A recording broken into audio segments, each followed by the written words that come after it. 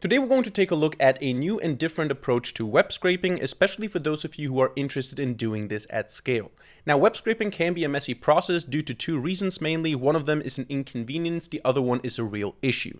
The inconvenience is, of course, if you want to set up a scraper, you need to manually analyze a website. Nowadays with AI tools, this can be a little bit easier, but you basically have to look at the classes and the tags and everything and which element do I actually want to target. But the real issue is that sites can change over time. So you have a scraper, it works perfectly fine, and all of a sudden it breaks and no longer works because the site changed the structure. It changed the class names, it changed the tags, something happened and your scraper doesn't work anymore. So what we're going to do today is we're going to take a look at a tool called Scraper Studio from Bright Data, which basically allows you to automatically scrape information from websites by just providing what you're interested in, by just providing a prompt. Essentially, you're using an AI scraper or an AI service to define your scraper. However, the scraper itself is written in code that you can look at. You own the code, you can take a look at the code, you can reprogram it yourself if you want to.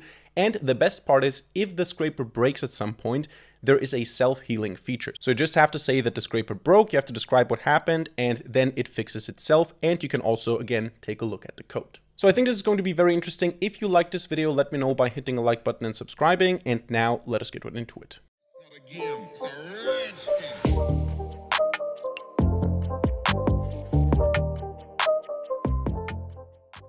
Alright, so we're going to learn how to do automatic web scraping at scale in this video today using Scraper Studio from Bright Data. Now, for the sake of transparency, I need to mention here that Bright Data is sponsoring this video today. You will find a link to them in the description down below. But of course, as always, I'm going to give you my honest opinion.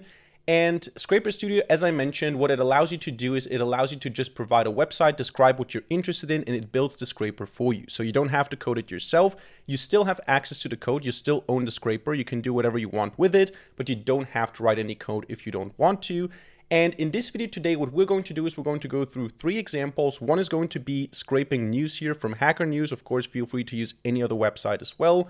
We're going to go through an e-commerce example. We're going to use newegg.com to scrape some e-commerce data from here. And then I'm going to show you my custom page here where I just have a sample store, and I'm going to deliberately break the scraper by changing the website structure to show you the self-healing features. So it can fix itself without me having to do anything. So let us get started right away. What you want to do is you want to go to brightdata.com, you want to create an account, you want to log in and get into the control panel. And then on the left side, you want to go to Scrapers, Scraper Studio. This is going to allow you to create a new scraper. And all you need to do now is you need to copy paste a URL here into this box. So for example, I can go to Hacker News, I can copy paste the URL here. I can either start scraping directly or I can provide additional instructions. For example, I can say extract all articles or all recent articles, I can say, with title, number of comments, text of the top comment, and what else could we be interested in? Let's go with how long ago it was posted. How long ago it was posted. As you can see, this is just a basic free text prompt, not anything technical here. I'm just saying start scraping with AI, and now what's going to happen is Scraper Studio is going to take a look at this website with my prompt and will determine what exactly is important to get from there. Now, as a comparison, what would I have to do manually if I want to scrape this website? I would have to go right-click, inspect. I would have to take a look at the various classes. In this case, now here we would have title line. Now, Hacker News is very well structured, but websites sometimes are very messy, and you have some deliberately confusing class names and everything, and I would just have to make sure that I'm using the right paragraph, the right heading, the second heading after a certain class and so on. Sometimes this might be inconsistent, and this way I can just describe what I'm interested in. It can take a look at the website structure, it will find the information I'm looking for, and then it will provide me with a basic sample output. So I can say this is what I expect to get as a result. I can say, yes, that's true, and then it will build the scraper for me. Now, while this is happening on Bright Data, what you have is you also have the scrapers library. So here you have scrapers that are already built. You don't need to create them yourself, like LinkedIn, Instagram, TikTok, various e-commerce sites. This feature, Scraper Studio, is mainly for sites that are not supported here. For example, Newegg, as far as I know, is not supported there, so you can create a scraper yourself. Same for Hacker News, same for my public GitHub page here that I'm using as a sample store. And there you go. Now in the chat, I see review your data schema. So I get here field name, article title, time ago, comment count, top comment text. and I basically get an example. So this is one field or one entry that I would get as an example.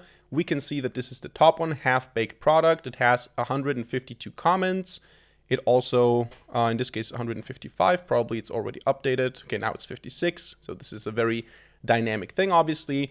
But I'm happy with that. I can just say, okay, I approve this. Now it generates the code for the scraper, which we can also take a look at manually if we want to. All right, so now it's done. It says your scraper is ready. I can say start collecting data. And this is now an ordinary scraper in my Bright Data account. So I can use this like any other scraper. I can go to the code tab if I want to see the code, if I want to see how the scraper works. I have the interaction code here and the parser code. And down here, also interaction code, parser code. You can see here title line A is the title, then extract time ago is .h, the class H, and then the link A, and then the comment count and also the top comment, everything is extracted in this script here. So if I want to, I can also manually change this. But what I'm interested in doing right now is I want to initiate by API. So I actually want to send a request to this. I can also do that with Python here. This shows me how to interact with this particular scraper. So all we have to do now is we have to create a Python script. For this, I'm going to go into my tutorial directory. I'm going to create briefly a UV environment here. I'm going to say UV add requests. This is basically the same as saying pip install requests. I'm going to go into main py. I'm going to delete everything. I'm going to copy and paste this here. The only thing you need to change here is you need to make sure that the API token is your actual API key. You can get this by going to settings and users and API keys. There you have your API keys. I think, yeah, you have to refresh the key if you want to copy it again, if you don't have it copied already. I'm not going to do this on screen. Just get the API key here by saying refresh or creating a new key. Then take that and copy it, put it here, basically whatever your API key is. I'm going to do that afterwards here off screen. But that is also not everything we need to do, because this triggers a job. This code right here submits a job. It says that we want to get all the recent posts, but we also want to get the result and export it locally as JSON or CSV, for example. So all of this is fine, but we're going to say that the response is not the actual response. It's not the response object. It's going to contain the ID of the job. So we're interested in the collection ID. So we're going to get this thing. Or actually, let's do it like this. We're going to say that the collection underscore ID is equal to response JSON. And from that, we're interested in the collection ID. And now that is going to give us the ID. But now we also need to ask, is the job finished? Is the job finished? Give me the results once it's finished. For that, we're going to do an endless loop. We're going to say while true. And in this endless loop, we're going to say R is equal to, so response is equal to requests.get. The URL that we want to target here is https:// and then API brightdata.com/DCA and then /dataset. This is the endpoint that we need to ping. The headers are going to stay the same as for the request above. And then we're going to say parameters is going to be a dictionary, and we're asking for the ID, which is our collection ID. Now this can return different status codes. If the status code that we get here, so if r.statuscode is equal to 202, that means submitted for processing. It's still processing. It's a success code, but it doesn't mean it's done. So nothing went wrong, but it's still processing. In this case, we're going to do time sleep 10 seconds. And for that, we need to, of course, say import time at the top. And then we're just going to say continue. So we're going to just go to the next iteration. Otherwise, we're going to say that it's done. We're going to not do any error handling here. We're just going to say, okay, if it's not 202, it means we're done. And we're now going to get the data as a pandas data frame. Now, the pandas data frame is optional. So if you don't want to do this, just get JSON directly. You can say r.json and save this as a JSON file. I just like to have the option to export as CSV and as JSON. So what I'm going to do is I'm going to actually say UV add pandas, which is the same as saying pip or pip3 install pandas. And then I'm just going to say up here at the top, import pandas as PD. And at the bottom, I'm going to say data frame is equal to pandas data frame, and that's going to be our JSON. And then just df to JSON. We can export this as results.json. We're going to say orient is equal to records. Indent is going to be equal to 2, and then df to CSV. You can say results.json, or not JSON, CSV, and index is going to be equal to false. And that's basically it. Afterwards, we break out of the loop. That is what we want to do. So in a nutshell, this is just a copied code from BrightData. It just submits the task for our scraper. This is the ID of our scraper. And it basically just means I'm interested in the most recent Hacker News articles. So what I can do now is I can say UV run main py or just Python main py, depending on your environment. Now, of course, for this, I had to put in the proper API key, otherwise it doesn't work. So I did this off screen now. I put the proper API key into the header, UV run main py, and now it's going to send a request. It's going to get an ID back, and then it's going to continuously ask if the job is done, and we're going to get the results once this happened. Now in BrightData, you can also go to Scrapers, My Scrapers, and you can see that I have here News Y Combinator running right now. This is the scraper that we just created, and this is the job that is currently happening. You can also see here fulfillment. It's 52 from, or actually now it's done, 62 pages. So now it should recognize that the results are there and save them as JSON and CSV. There you go, our script finished. So now we have results.json. We can take a look at that. And in here we see JSON objects for the individual articles. Title, time ago, comment count, top comment text. We also have other stuff. Yeah, we also have our input that we provided, but there you go. We can see all the different articles. Same goes for the CSV file, results.csv. in a different format here. So this works. And that's the idea. Basically, you just prompt your way into a scraper. Then you have it in BrightData. You just have to trigger it in Python. Now, I'm not going to go into the code. Otherwise, you're going to see my API key. And this is now fully scalable. Now, we're going to do one more example here before we move on to our custom example where we deliberately break the scraper to cause self-healing or to show how self-healing works. We're going to go to Newegg and build a scraper for this one. Specifically, let's say we want to scrape the desktop PC. So I'm going to go to this page.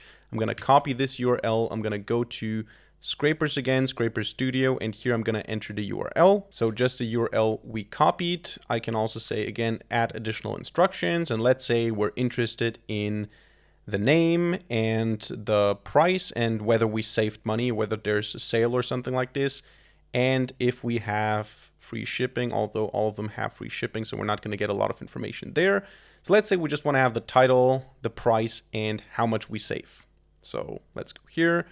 For each of the desktop PCs here, give me the title, the price, and how much I save with the current offer.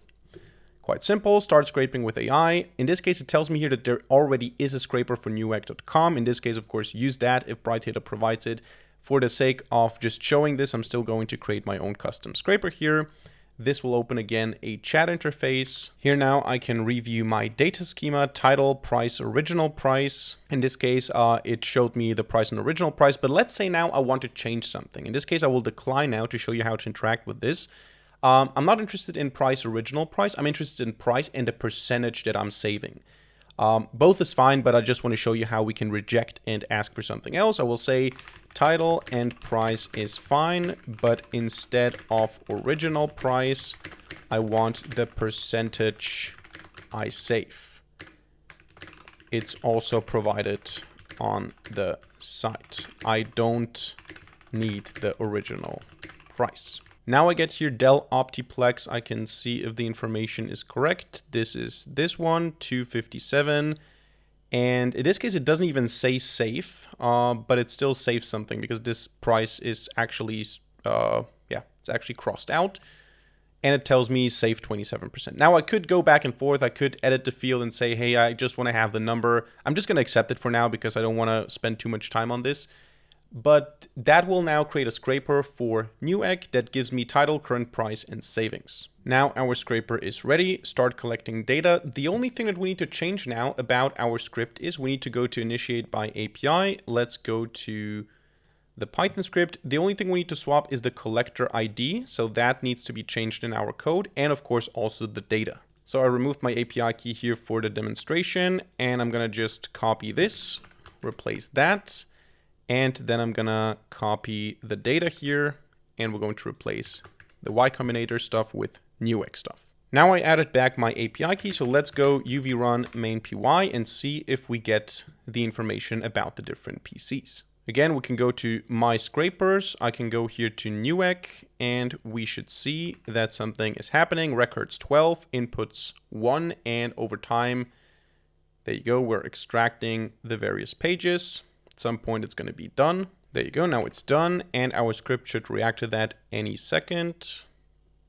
Now it's done, and we can take a look at results.json again, and it will show us the different computers with the current price as value currency symbol. It also shows how much we saved, and it shows the product page URL. So here we get the results from this page. Now, all this is fine, but the very interesting thing, because this is just a convenience part where you just don't have to analyze the code yourself. You can just go to the scraper.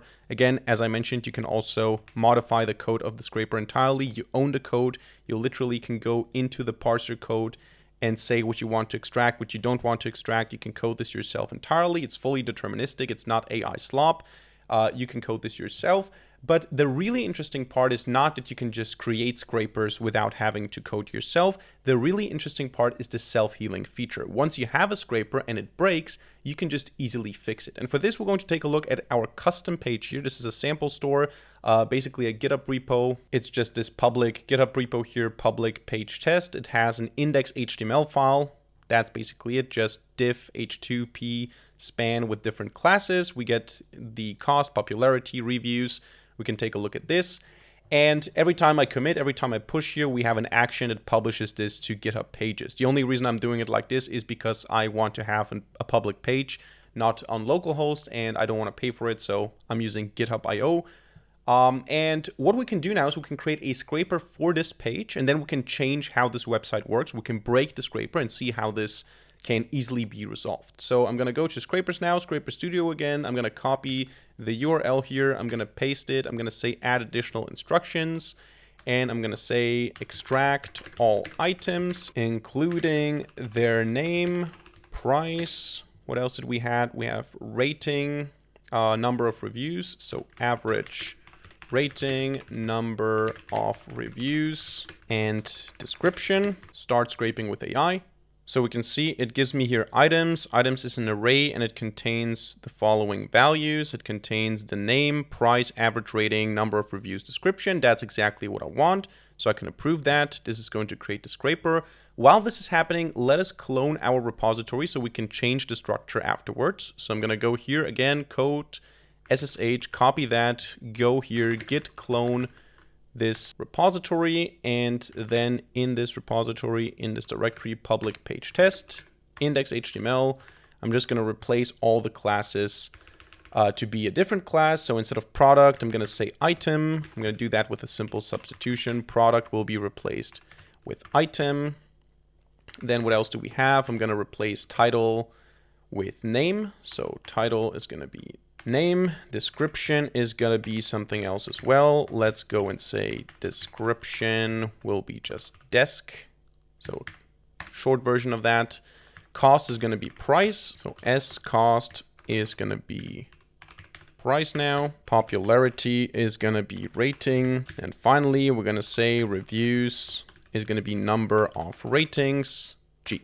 So the entire thing was changed. We don't have the same classes anymore. Our scraper, once I publish this, will no longer work. But let's first of all create it and see that it works with the existing page. So I made the changes locally. Now the scraper is ready. I made the changes locally, but they're not online yet. So I can start collecting data. I just have to go again to initiate by API. What do I need to change again? Remember, we just changed the collector ID here and the data. So I'm going to do this off screen again. Now I changed that. Let's go UV run main py. This should still work because the website that is actually online contains the old code.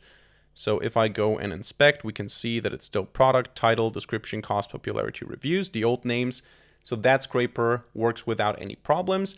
Afterwards, we're going to update the website. Just by pushing, we're going to trigger the action. It's going to redeploy the new website, and we're going to see that the scraper will fail, and we have to adjust it. So we can see here the job is finished. The script is also finished. And now if I go results.json, we can see every single item here listed properly. So that works. But now we're going to intentionally break the website. So I'm going to say git commit.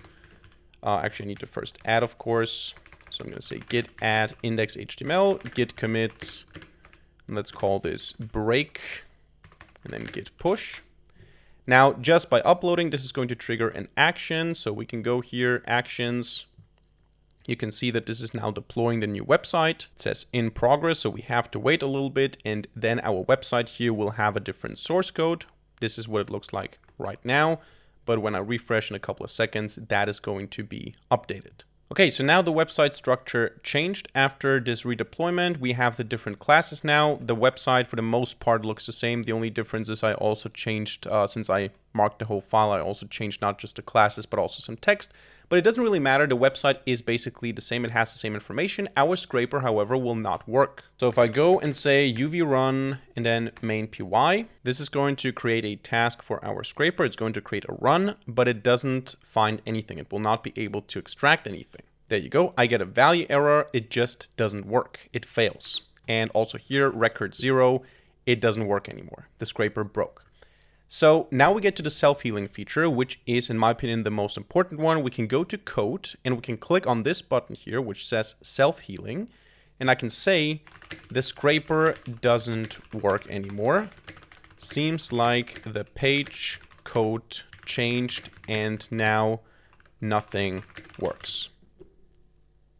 And I can refactor the code. Now it's going to start to take a look at the code again to see what's going wrong. It's going to go to the website again, see if something has changed, recognize that, and self-fix everything. And as you can see, once this is done, we get a diff view. We can see exactly what changes. Here it changes the interaction code and the parsing code, and you can see product becomes item, title becomes name, cost becomes price. So it recognized the problem. It shows us what it changes exactly. If you're interested in the code, you can take a look at it. Otherwise, just accept the changes and save to production. So that's going to update the scraper. The next time we use this now, we're using the updated logic. And now if we run our script again, it will use the updated scraper UV run main py. And once it's done, we can take a look at results.json again. And we have our updated data model here. So we also have name, we have price, we have average rating, number of review.